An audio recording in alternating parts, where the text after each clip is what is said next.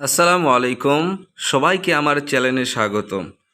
প্রিয় পঞ্চম শ্রেণীর শিক্ষার্থী বন্ধুরা, আজ আমি তোমাদের সাথে আলোচনা করব অনুশীলনী 5-এর 3 নম্বর অঙ্কটি। আমরা আজ এই 3 নম্বর অঙ্কটির সমাধান করার চেষ্টা করব ইনশাআল্লাহ। তো প্রথমেই আমরা এই অঙ্কটি সম্পর্কে একটু ধারণা মুখে মুখে জেনে নিই। একটি রাস্তায় কিছু গাছ এবং কিছু ল্যাম্পপোস্ট আছে। 25 মিটার পর পর গাছ এবং 20 মিটার পর পর ল্যাম্পপোস্ট আছে।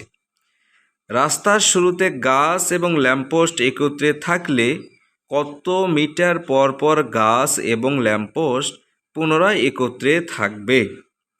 তো এখানে গণিতের ভিতরে যেই সমস্যাটা হয়েছে যে গাছ কিন্তু 25 মিটার পর পর আর ল্যাম্পপোস্ট কিন্তু 20 মিটার পর পর পোঁতা রয়েছে এবং গাছ লাগানো রয়েছে।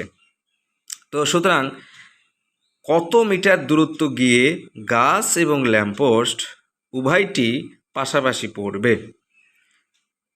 তো প্রিয় শিক্ষার্থী বন্ধুরা, আমরা আজ গণিতের অনুশীলনী 5-এর 3 নাম্বার অঙ্কের সমাধান করব।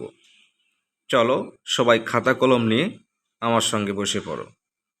তুমি অনুশীলনী এবং অনুশীলনী নাম্বার প্রদান করো। অনুশীলনী নাম্বার 5, 3 নম্বর সমাধান। নির্ণয় দূরত্ব হবে 25 এবং 20 এর লসাগু এর সমান। আমরা এখন 25 এবং 20 সংখ্যাদ্বয় লিখব। 25 এবং 20 সংখ্যাদ্বয় লিখলাম, এর লসাগু করব। যেহেতু বেজোড় সংখ্যা 2 দ্বারা যায় না, 3 দ্বারাও উভয় সংখ্যায় যায় না, আমরা 5 দ্বারা উভয় পক্ষকে ভাগ করব। 25 এবং 4 নির্ণয়ে লসাগু 5 গুণন 5 গুণন 4 সমান 100। অতএব রাস্তার শুরুতে গাছ এবং ল্যাম্পপোস্ট একত্রে থাকলে 100 মিটার পর পর গাছ এবং ল্যাম্পপোস্ট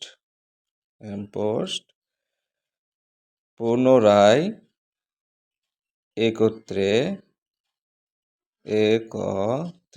থাকবে। উত্তর 100